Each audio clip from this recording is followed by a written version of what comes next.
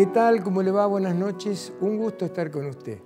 Bueno, un nuevo programa de Medicina para Todos, un programa creado y auspiciado por el Hospital Privado Universitario de Córdoba para que usted pueda proteger la salud de su familia. Esa es la idea de todos nosotros. Y hoy, un tema que yo creo que es muy interesante si usted pasa de los 50 a 60 años, que es la salud para los adultos mayores, el cuidado de la salud de los adultos mayores. Esa es la idea. Y me acompaña el doctor Hugo Palmieri, médico especialista en medicina familiar, y la doctora Paula Rodríguez, también especialista en medicina familiar. Con ellos vamos a conversar sobre todo este tema que yo les he anunciado recién. A ambos, gracias por haber venido al programa, un gusto tenerlos acá. Y todo un tema, ¿no? Realmente la salud de las personas mayores, porque yo me ubico en ese sector y no somos un trapo que hay que tirarlo al costado, sino que necesitamos un poco más de cuidado tal vez que los otros. Pero, ¿cómo sería y cómo implica la salud del adulto mayor? No sé quién de los dos agarra la posta. Arrancaría yo, Rubén.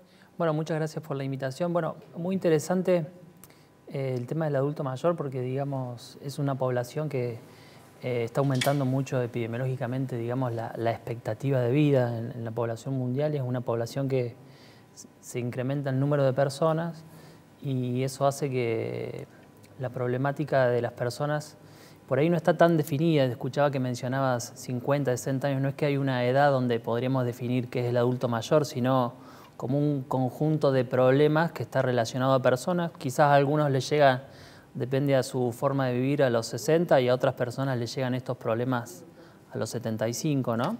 Entonces, más o menos, ¿qué implica la salud del adulto mayor? Es, digamos, tratar de lograr que esa persona, independientemente de la edad, pueda alcanzar, digamos, el mayor nivel de bienestar en su salud, de acuerdo al contexto y situación que vive, en, digamos, de una forma integral, tanto en el ámbito biológico, psicológico como social. Muy importante esta visión en este grupo poblacional en crecimiento, como dije anteriormente, porque los problemas son de esta índole, no estrictamente biológico, también la dimensión psicológica y social muy importante. Está bien. ¿Y cómo se aborda la consulta del adulto mayor? ¿Paula? Sí, Paula, adelante más. También justamente de una forma más integral. Entonces, en general el paciente llega con una motivación personal, con un turno programado y muchas veces más motivado a lo biológico, ¿no? Las preguntas que suelen plantear los pacientes vienen desde cuestiones más concretas en la salud, alguna enfermedad, y tenemos que ampliar el abordaje para sumar estas otras esferas, lo biológico, lo social, y poder integrarlo también.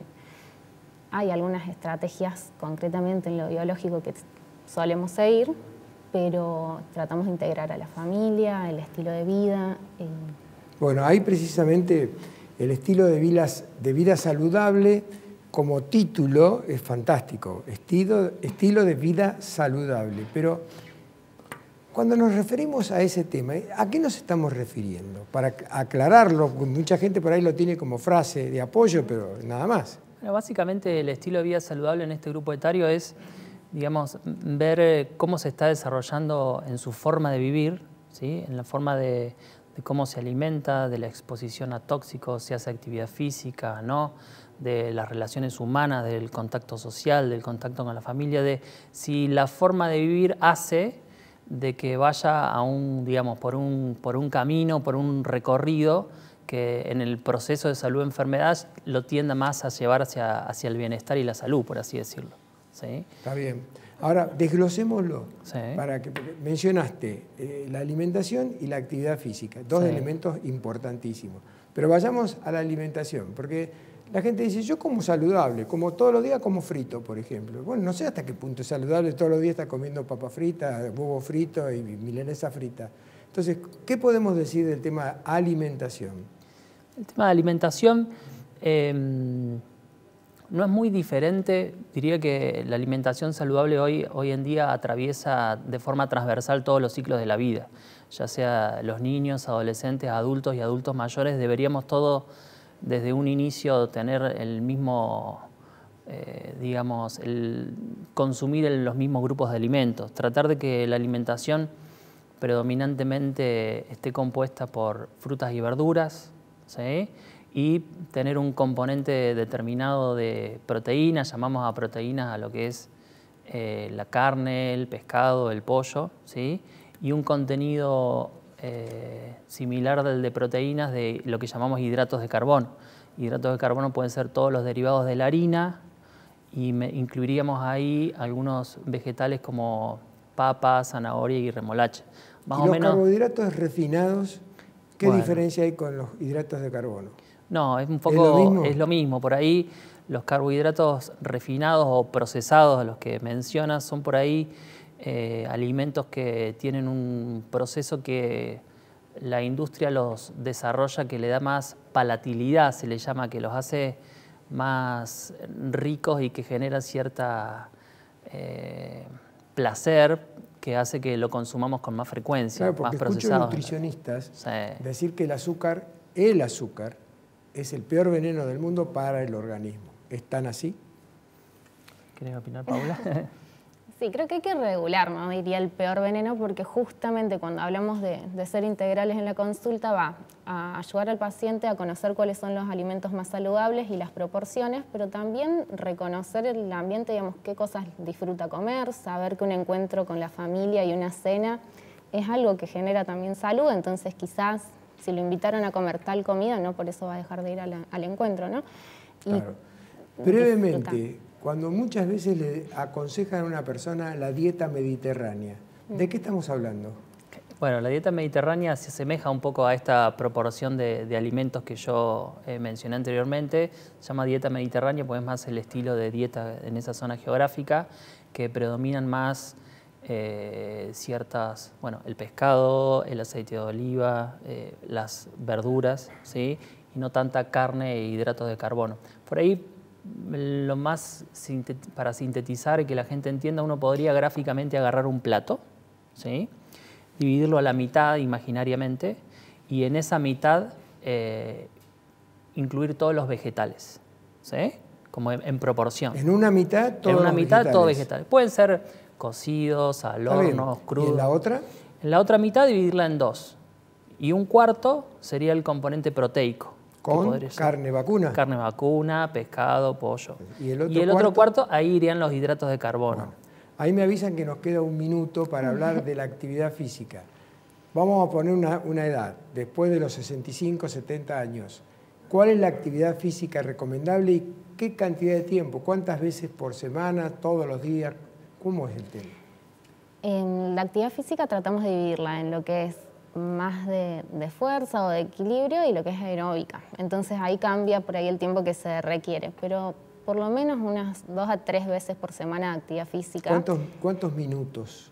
Y lo mínimo sería unos 20 minutos, como para pensar que el paciente realmente está en actividad. Por ejemplo, una persona que sale a caminar con paso sostenido, 20 minutos por día, 3 veces por semana, ¿estaría cubierto?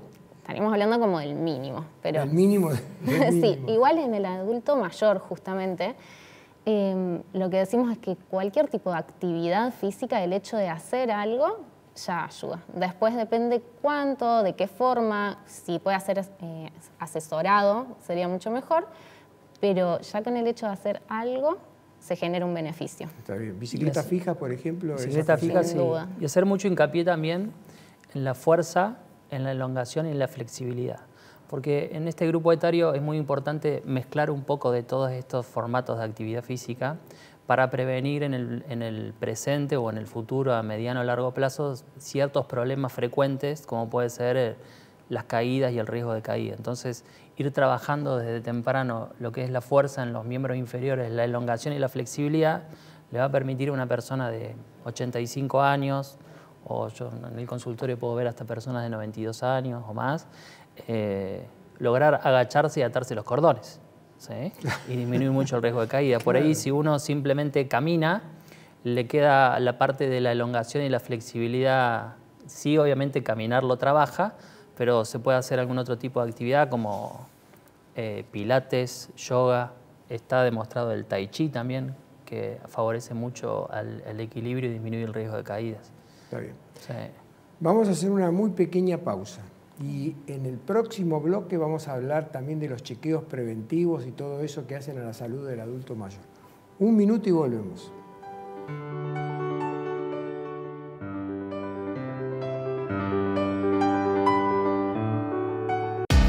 El intendente Daniel Pacerini dejó inaugurado el CPC número 17 en el histórico barrio General Paz. Un espacio que a través de la descentralización administrativa y operativa del municipio llevará soluciones a más de 20.000 vecinos de la zona este de la capital. Aquel gran intendente que tuvo la ciudad, que fue Rubén Américo Martí, diseñó a fines del siglo pasado un sistema de llevar la municipalidad a donde vivía la gente. Y comenzó un camino que obviamente marcó un antes y un después en la ciudad, que nos puso a la vanguardia de muchas ciudades del mundo. Escuchar y atender las necesidades reales de la gente siempre fue nuestro compromiso. Hoy hacemos realidad un largo anhelo de los vecinos, sumando un nuevo CPC en nuestro camino hacia una ciudad cada vez más descentralizada. Vamos a seguir trabajando, defendiendo cada uno de los derechos conquistados, defendiendo cada uno de los valores de la historia de Córdoba, porque siempre la historia de Córdoba fue la vanguardia para el futuro. Seguimos construyendo una ciudad con presente y futuro. Córdoba Capital. Nos destacamos por nuestra calidad y compromiso. Trabajamos día a día innovando y poniendo siempre en primer lugar el bienestar de nuestros pacientes. Hospital Privado Universitario de Córdoba.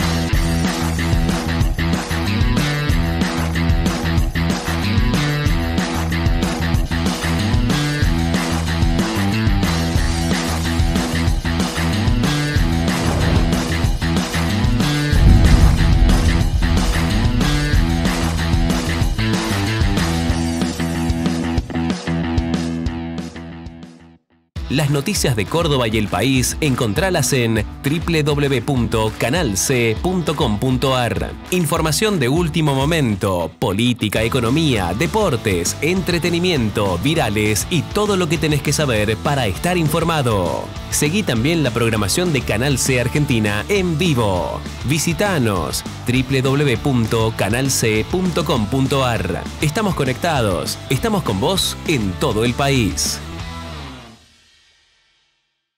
Edad y hasta los 75 años. Después, de acuerdo al paciente, su calidad de vida, su expectativa de vida incluso se puede extender. El rastreo de cáncer de mama, por ejemplo, también se hace en los adultos mayores. El rastreo de aneurisma de aorta abdominal, ¿no? También se hace por ecografía. Por ejemplo, por ahí, sí, también continuando con los rastreos, por ahí que la gente entienda un poquito el significado de rastreo. El rastreo es una condición que el paciente la está padeciendo, pero de forma asintomática. Entonces es el médico a través de la tecnología y bueno, la medicina en general que va a buscar esa condición, ¿sí? que no está manifestada sintomáticamente y que haciendo una intervención antes de que se manifieste tiene un beneficio, ¿sí? Claro. Entonces, como decía Paula, que mencionó los 3 cánceres más importantes de prevenir, hay algunas otras condiciones que no son cáncer que hay que ir a buscarlas. Está bien. Por eso en el consultorio, dentro de los chequeos preventivos, vamos a tomar la tensión, pedimos un análisis de glucosa en el laboratorio para detectar la gente que tiene diabetes y no lo sabe, pedimos un análisis de colesterol para detectar la gente que tiene el nivel de colesterol alto y no lo sabe, y lo pesamos y lo medimos para ver el grado de peso, sobrepeso o obesidad, y también algunas cosas que vamos a rastrear, a ir a buscar, no están tan manifiestas, o sí, pero entre líneas, por así decirlo, y por ahí mediante una entrevista uno puede detectar si el paciente tiene algunos indicios de depresión, muy frecuente en el adulto mayor, o indicadores de un deterioro cognitivo. Entonces, tenemos distintas formas de hacer rastreo. Como decía Paula, la mayoría de los cánceres, el 100%, es a través de métodos complementarios. Hay análisis de sangre y después muchos rastreos se hacen simplemente mediante preguntas y examen físico. Y obviamente en los adultos mayores también los órganos sensoriales, hacer un chequeo de la visión, de la audición y después el riesgo de caídas como ¿Y cada importante. cuánto hay que hacerlo estos chequeos? Bueno, ahí sí es difícil, lo habíamos charlado, porque depende mucho del paciente. En general diríamos que alguien que no tiene grandes problemas de salud, que no tiene síntomas que lo molesten o enfermedades muy puntuales, podría venir una vez al año, por ejemplo. Pero después depende del paciente si tiene o no alguna enfermedad o depende del rastreo que estemos hablando, cambia la frecuencia. No todo lo que acabamos de mencionar se hace de forma anual. Hay cosas que se esperan más tiempo, periodos más largos para repetirlo, pero por lo menos un encuentro anual como para detectar si hay algo que llame la atención. Y armarse de paciencia para hacerlo, ¿no? Porque a veces los viejos se quejan y dicen, pero tengo que ser ahí, me tienen una hora en la sala de espera y qué sé yo. Sí, hay que establecer una agenda con el paciente y no todos los chequeos preventivos justamente son preventivos, tienen que hacerse todo en el mismo periodo. Claro. ¿Sí? ¿Y cómo juega en todo esto el tema de las vacunas, no? Porque bueno, las algunos vacunas, dicen, pero ¿qué? No me vacuno. Para diferenciar un poco, en los rastreos la enfermedad está presente de forma subyacente y la vamos a buscar, y las vacunas entran dentro de lo que nosotros llamamos lo que es la prevención primaria. O sea, la vacuna es uno de los métodos de hace un montón de tiempo con suma evidencia científica que actúa antes de que la enfermedad esté presente, ¿sí? Entonces hay evidencia muy fuerte en el adulto mayor de la vacuna antigripal, ¿sí? Que esa se repite de forma anual. Estamos en la época, ya casi medio terminando, es abril, mayo, junio, para colocarse la vacuna antigripal anual. Y después hay evidencia científica, bueno, aparte de ya tema en boga el COVID, la vacuna de la neumonía, ¿no? Está bien. Son 2 vacunas, por ahí la gente está en contacto con todo lo que es la prevención. ¿Qué tiene que hacer un adulto mayor para prever las caídas, que son tan clásicas en los mayores de 70, 80 años? Se caen, se quiebran la cadera, se quiebran todo. ¿Qué es lo que debería hacer para no caerse, no? Ahí tenemos también como 2 aspectos. Lo que habíamos empezado a mencionar de lo físico, de mantener el equilibrio, la fuerza, la estabilidad mediante principalmente actividad física, que no es una cosa, por supuesto, del momento, sino que se hace a través de los años. Y dentro de eso también, lo más físico-biológico estaría esto de, por ejemplo, el control de la visión, que son cosas que pueden influir, un buen control de la tensión baja en los adultos mayores, un mal control de la tensión puede favorecer las caídas. Y después lo que tendría que ver más con ambiente, desde el calzado, por ejemplo, un calzado cerrado, cómodo, hasta lo que tiene que ver con el hogar. Mencionamos la iluminación por las noches, por ejemplo, que los espacios estén bien iluminados, prestar atención a lo que pueden ser alfombras, mesas.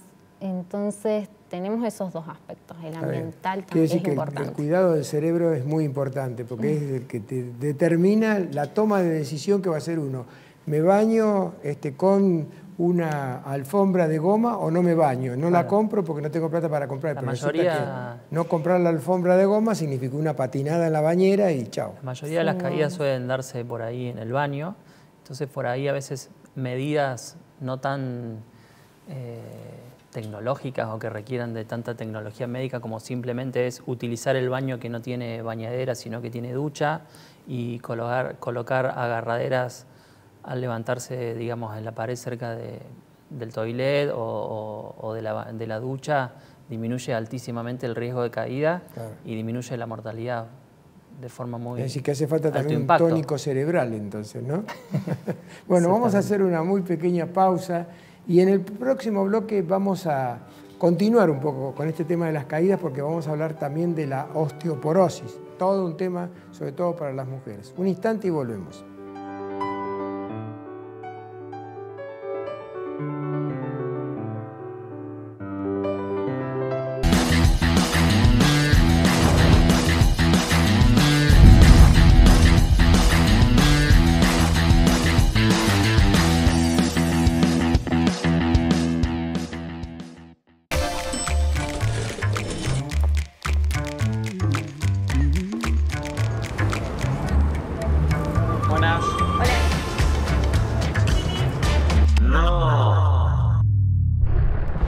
Los residuos secos no se sacan con los húmedos. Tienen días distintos de recolección. Si no, llévalos hasta el ecopunto. Vecina, colaboremos separando.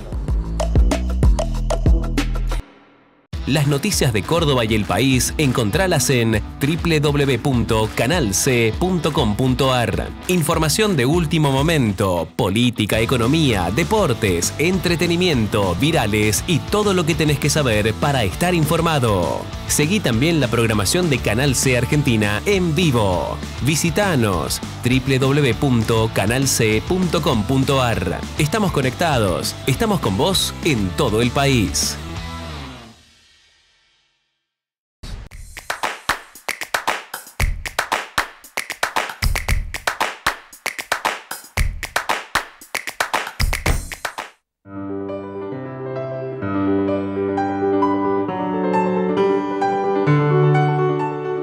Estoy con el doctor Palmieri y la doctora Rodríguez y estamos hablando del cuidado de la salud de los adultos mayores. Todo un tema para las personas que, como yo, ya tienen muchas canas en la cabeza. Y seguimos conversando del tema de las fracturas, porque la fractura de los huesos en los adultos pareciera que no es lo mismo que con un chico que se cae y, bueno, y le pasa lo que le pasa. ¿Cómo es el tema? Bueno, por ahí estamos hablando de osteoporosis, entender que justamente, ¿qué es la osteoporosis? Podríamos así decir que es como una fragilidad aumentada en los huesos, ¿sí?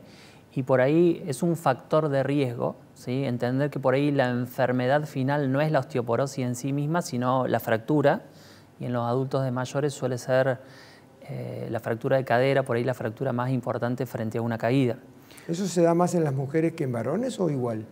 La osteoporosis suele ser por una cuestión de una evolución hormonal más relacionado a las mujeres que en varones. Sí, sí, es un factor de riesgo más importante. Pero bueno, la osteoporosis por ahí, interesante aclarar algunos conceptos, como que por ejemplo la osteoporosis en sí misma no duele, por ahí se confunde la osteoporosis y la artrosis, y entender esto como la osteoporosis como un factor de riesgo que hay que ir afrontando luego desde edades más jóvenes, ¿no? Generalmente las mujeres después de la menopausia, con una serie de, por ahí Paula nos va a comentar ahora, de algún estilo de vida más alimentario o actividad física, para ir, digamos, fortaleciendo esa masa ósea, para que en el caso de haya una caída simple, se disminuya el riesgo de fractura. Está bien. ¿Paula?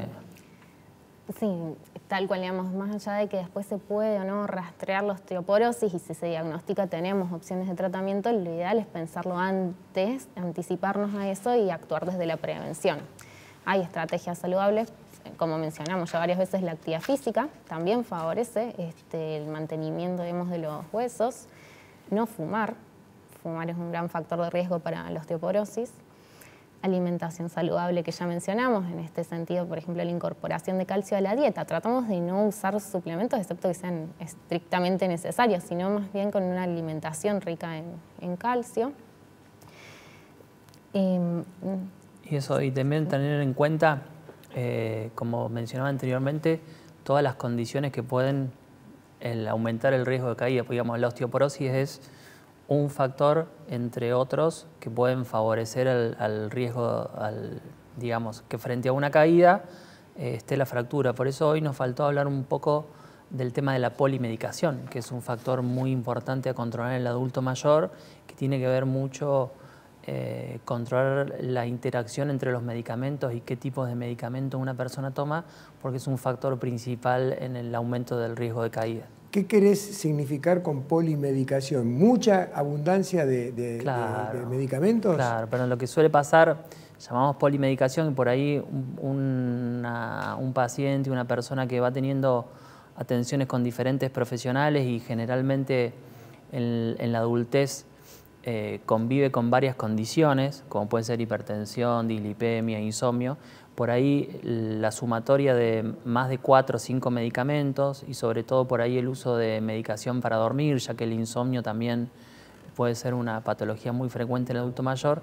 Ese conjunto de medicamentos hay que ver cómo se está tomando, cómo se está controlando y disminuir, digamos, el uso de medicamentos que no tienen un verdadero impacto en la salud para evitar el riesgo de caída. Pero vos dijiste que el paciente está yendo a distintos médicos, sí, y que tal vez el médico que va no sabe lo que le recetó el anterior. Pero ustedes en el hospital privado han hecho un excelentísimo sistema de pantalla con la historia clínica, donde cualquier médico que esté atendiendo un paciente sabe por la pantalla todos los medicamentos que está tomando, todos los antecedentes clínicos, que eso está muy bueno. El privado lo está vendiendo al exterior, si no me equivoco, ¿no? Claro, bueno, ahí me dicen que nos queda un minuto y hay un tema fundamental, el tema de la memoria, las causas del Alzheimer. ¿Podemos decir algo sobre ese tema? Y el tema, no sé, Pablo, ¿querías hablar? En general tratamos también de adecuarlo al paciente y puede ser que el paciente manifieste alguna queja, digamos, respecto a memoria, olvidos, o a veces la familia. En ese caso tenemos las estrategias de abordaje, son primero en el consultorio. Hay formas de evaluarlo a través de ciertas preguntas o pequeñas acciones que nos ayudan de una forma más concreta a evaluar si existe un deterioro o no y qué podemos hacer con cada paciente. Sí, y esto es muy importante porque hay mucho temor y mucho miedo. Tratar de diferenciar lo que es una evolución natural de la pérdida de memoria, así como pueden aparecer las arrugas en la piel, la artrosis en los huesos. La memoria también se va desgastando y son los olvidos benignos, que a todos nos pasa y uno empieza a dónde dejé la llave, esto, de lo que puede ser el inicio de una enfermedad que puede tener una intervención que ya mediante técnicas de rastreo y test y evaluaciones cognitivas y entrevistas que uno hace, puede detectarlos e identificar si necesita un tratamiento específico para prevenirlo. Ahí con la musiquita nos avisan que se nos terminó el programa. Muchas gracias a los dos por haber venido a este programa. Hemos enriquecido, creo, a toda la teleaudiencia y nos volveremos a encontrar seguramente más adelante. Muy bien. Muchísimas gracias. El tema del próximo programa que vamos a tratar, para aquellos que les encanta cantar o hablar en público, es el cuidado de la voz. Se lo digo hoy para que el próximo miércoles, si le interesa el tema, nos volvamos a encontrar. Y como le digo siempre, si está de acuerdo con todo lo que hemos hecho, lo espero la próxima semana exactamente a esta misma hora. Hasta ese momento.